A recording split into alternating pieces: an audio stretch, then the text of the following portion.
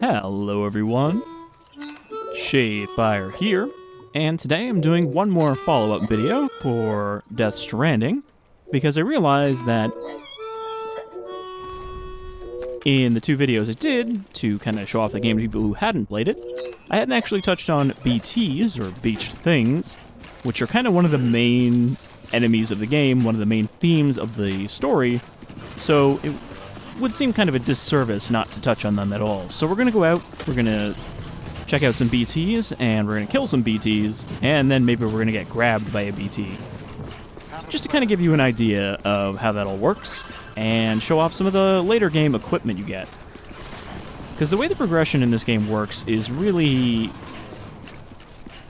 everything you get is meant to make things you've already been doing easier. An example of that is I started here at Lake Knot City instead of right next to where we're going to do our BT hunt, so I could show off the ziplines, which are something that I actually did not want to build at first when I got these. My girlfriend was like, you really should use these, they were really helpful when I played through. And I was like, I don't know if I want to set them up. Why would I, set them all up when I've got this truck I can fill with cargo? And the answer to that came when I reached the mountain section of the game, where it is much harder to drive and much easier to set up ziplines. So we're going to zip line across my network in order to reach the BT zone.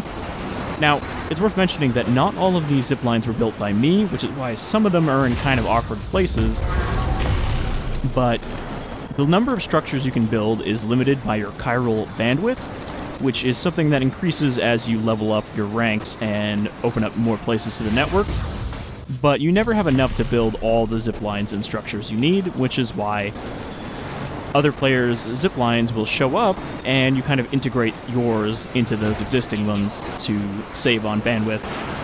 Like right now, I don't have enough bandwidth to build a few more ziplines that I need to finish up my network. So, let's see.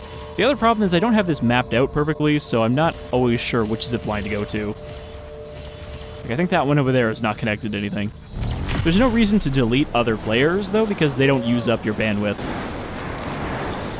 So, unless they're literally blocking a structure or a zipline you're trying to build, it's better just to leave them there and, have them serve no purpose.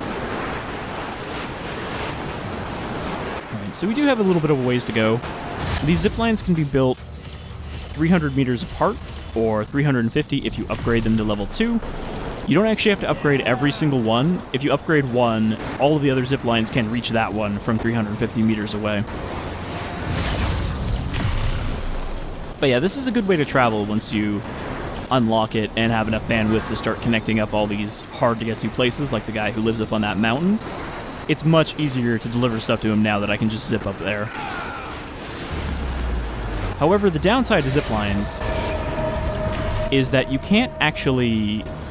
You can bring your cargo onto this, you can bring a full load of backpack cargo, but if you get too far away from cargo, like that you leave in a vehicle or something, if you're like, oh, I'll park next to the zipline, go up the mountain, drop it off, if you get too far away, that stuff completely despawns, and then it's gone unless another player who has it show up in their world decides to pick it up for you.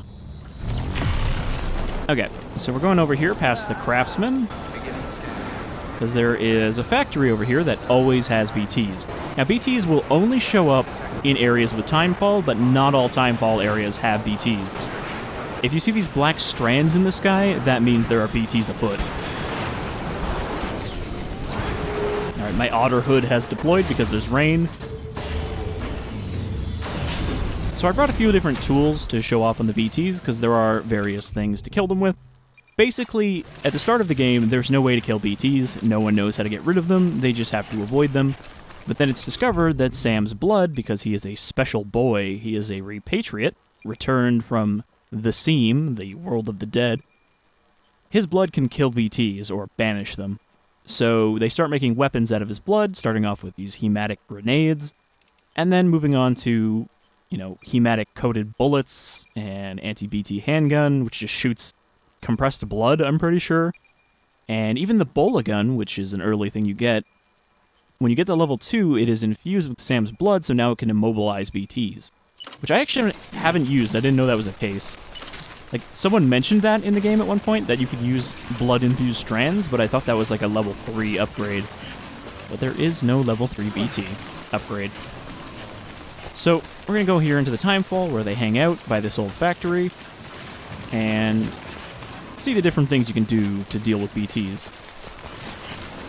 Just being in this Timefall area, because Timefall is rain that speeds up the passage of time wherever it hits, means that all the stuff I'm carrying will start to rust as I'm in here. And that includes vehicles, cargo, equipment, everything except Sam's porter suit, which is for some reason not affected by the rain. My theory is just that because it's all plastic, it doesn't matter that it ages quickly because, you know, plastic takes so long to degrade that it can take a lot of Timefall before you'd have to replace it. Also, we got these, there we go. chiral crystals, or chiralium deposits, which look like hands, and those only show up in Timefall areas as well. So we'll know when we're getting close to the BTs, because first off we get this little slow-mo here. That means you're entering BT territory. But we get another little cutscene when we actually hit the area where they are. But you know you're close to BTs when it's dark like this.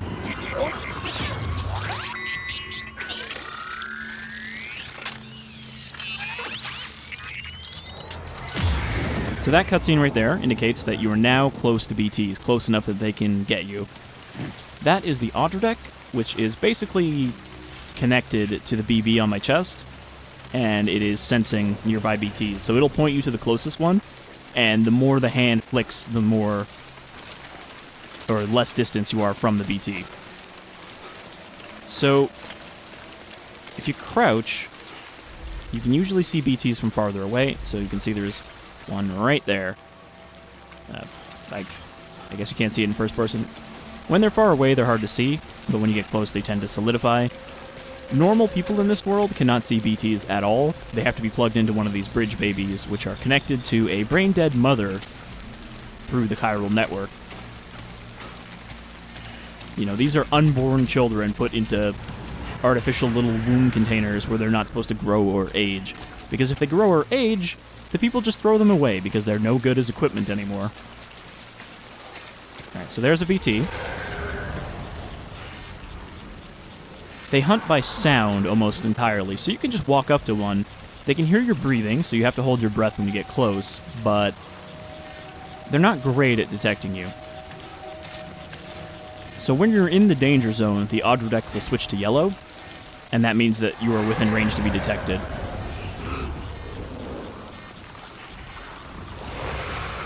And you can see that all the BTs have like an umbilical cord that connects them, I guess, to the world of the dead, because they are beached here in our world, in the world of the living, hence why they're called beached things.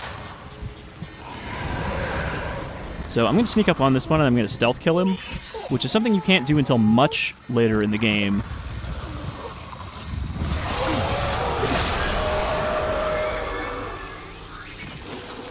And when you kill a BT, they drop some chiral crystals,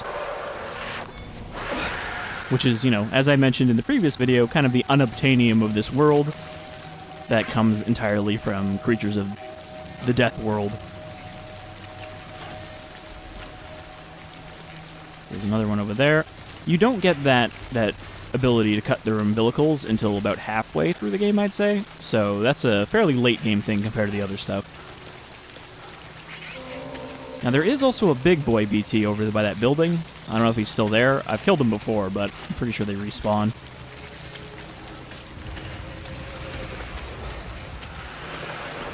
Most BTs don't seem to... Oh. Did it just stop raining? Oh, shit. Well, that was unexpected. I thought it was always raining in this area. I think it's because I'm wearing the weather talisman. Let's check the forecast. Okay, yeah. So... that was unfortunate. Let's see if I can unequip that. No, you can't unequip those when you're here. I have a talisman hanging off my backpack, that little... I guess can't really see it. A little ghosty looking one that makes you... or makes the rain last less. Anyway, we're going to head into the factory. We'll take a seat and wait 10 minutes, which should get the BTs to reappear. because it'll start raining again.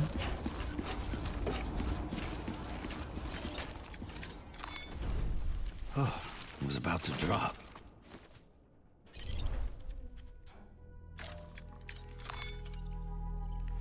Now, I don't know how much sleeping will speed up time, because if there's a timefall shelter, you can actually rest for a set amount of time, but...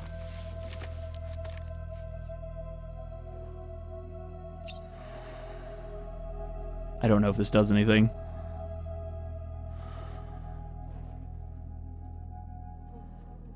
I also don't know if those forecasts are completely accurate, if I'd have to actually stand around for 10 minutes before it rained again.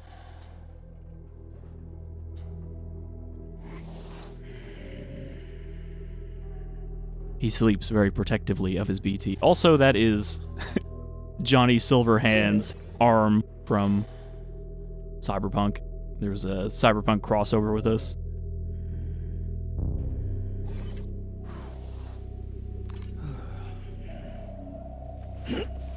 That doesn't seem to speed up time. I think there's a shelter around here that I can skip ahead with.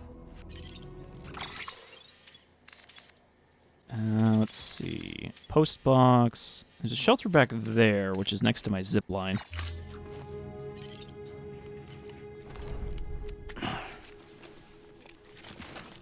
Also, we're clearly not wearing the right attire for this, so let's hop on some sunglasses and our bridges cap, painted in super reflective silver. I actually didn't think that it ever stopped raining in this spot. I thought there were certain spots in the game where it's always raining, but it might just be because of the talisman. Worst comes to worst, there is another spot over there with maybe perpetually BTs. Oh, whoa. That was close. Generally, they cluster in places where a lot of people died, because, you know, they are the souls of the dead. Oh, right, I never fixed the zipline. This is a part of my network that's broken.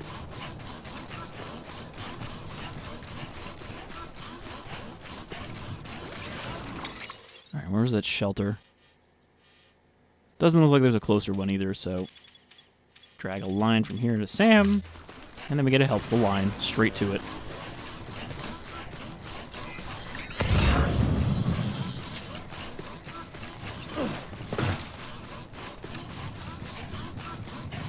I hope this will still let me rest for a set amount of time.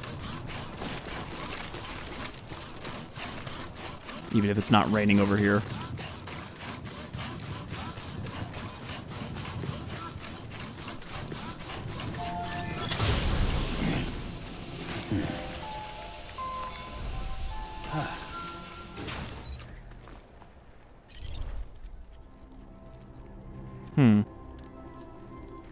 Yeah, I guess it only lets you rest if there's a... or skip ahead for 10 minutes if there's a...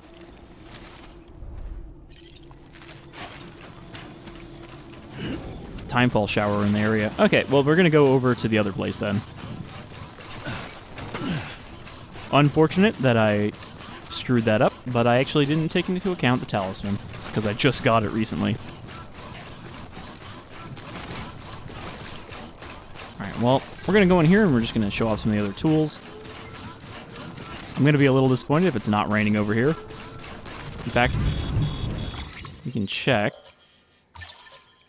Okay, so in here... yeah, okay, so it's always raining over here.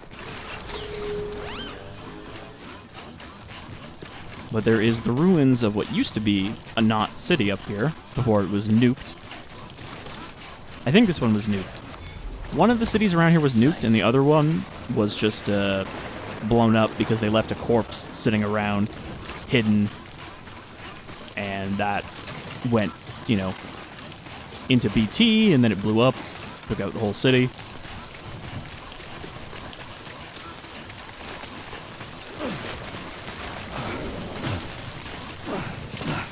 This area kind of sucks. Like when you have to actually come here, because you have to come here much earlier in the game when you're not really all that prepared for it.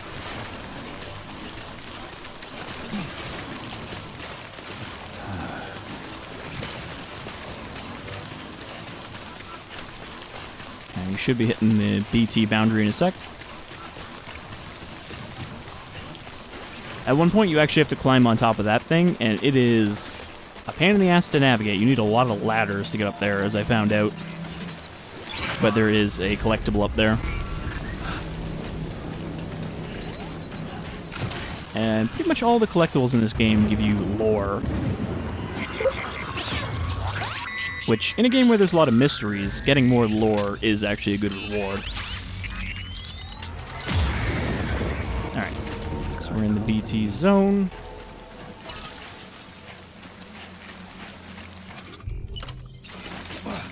So the thematic grenades are pretty straightforward. Any of the blood-based weapons do actually take a portion of your health to use, which is why you have blood bags equipped, because it will refill your health from there directly. So at the point I'm at in the game, I'm carrying around like 8 blood bags, which means I can be pretty aggressive with my thematic weapons.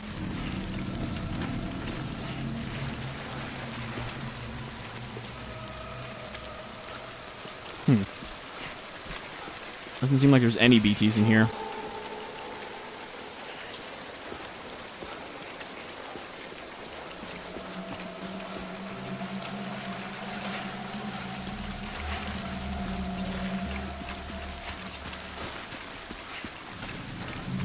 I think this is the nuclear one, because I remember talking about radiation being in here and how that's weird that that's not a problem for Sam.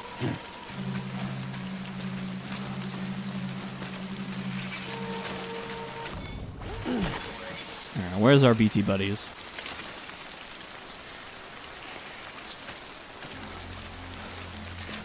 Like, I'm getting a lot of readings, but I'm not actually seeing anybody.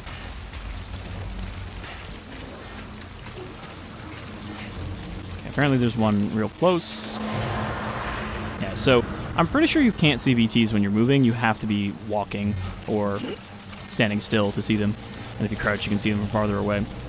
So the basic way to take out a BT is you just huck one of these grenades at them. For the stronger BTs, one is not going to be enough. You can usually tell it's dead because your auto deck will switch to a different one. That means it's not still there. If it is still there, then, you know, it'll continue to point at them, and they'll kind of drift back down before they can get too far away. So in addition to the thematic grenades, we have the bola, which will just kind of trap them in place. And if I were to shoot him with a regular gun now, it would actually hurt him because he's coated in Sam's blood, which is a mechanic that applies to all BTs. I guess that would actually make them easy to stealth kill, too. But yeah, I hadn't tried that before, so I didn't know exactly what it was going to do. Then you have the anti-BT handgun, which is not great. Basically, you can hold it down when you fire to fill it up with blood. So you can see I put 100 milliliters of blood into that one shot, and... Did that actually kill him?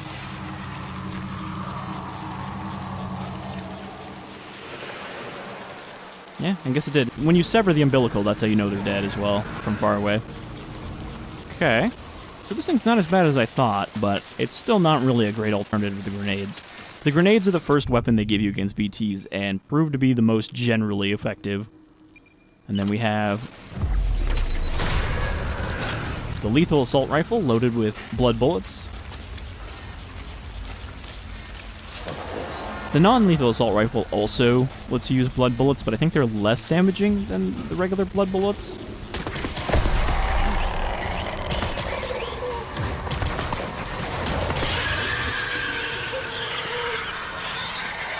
Oh yeah, so he was coming at me. So those are the different weapons you can use against a BT, carrying a lot of blood grenades. Now, let's see what happens when you get grabbed by a BT.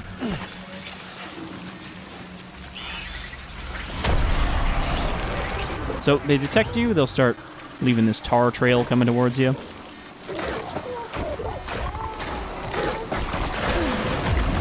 And once they grab you, a regular BT does not actually contain any antimatter, so what they do is they try to catch you and bring you to one of the big boys who are full of antimatter, and then the big boys will eat you, causing a void out, which causes a big fucking crater.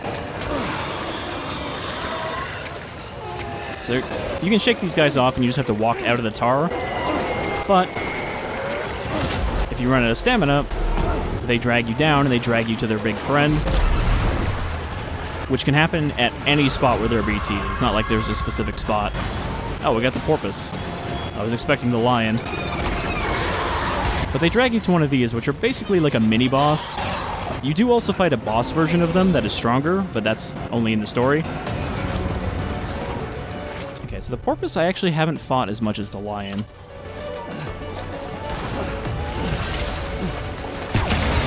But it pretty much works the same way as regular BTs, you just have to hit him a bunch of times. Like right now, he's coated in my blood, so if I shoot the red spot, the coated spot, I can use regular bullets and do more damage than if I use blood bullets.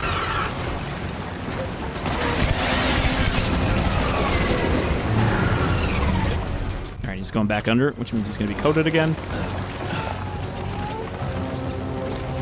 So you can also escape one of these if you get caught by it. It's just a much bigger circle you have to get out of.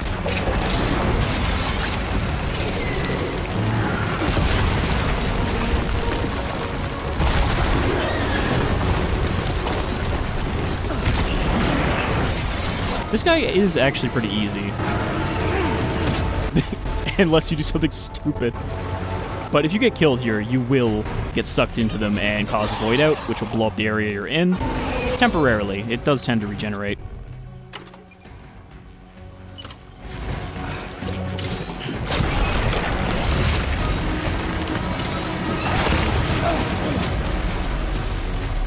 As long as I don't run out of health here, though, I won't get sucked in.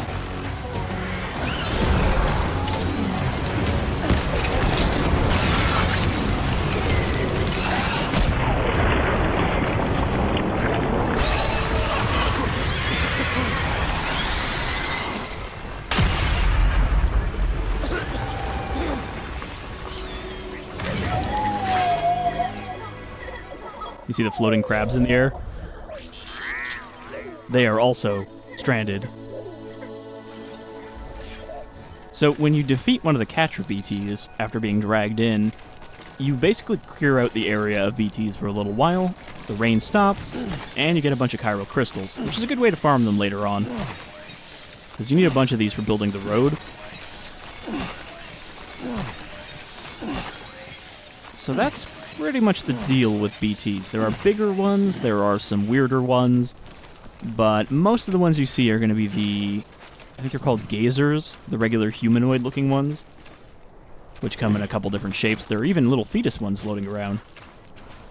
Also, I've never tried this, but so you get piss grenades early in the game, and shit grenades, which either attract or push away BTs, depending on which one you're using. Apparently, when you get sucked into that tar circle, you know, where they drag you in and start trying to pull you under, you could piss on them to keep them away from you.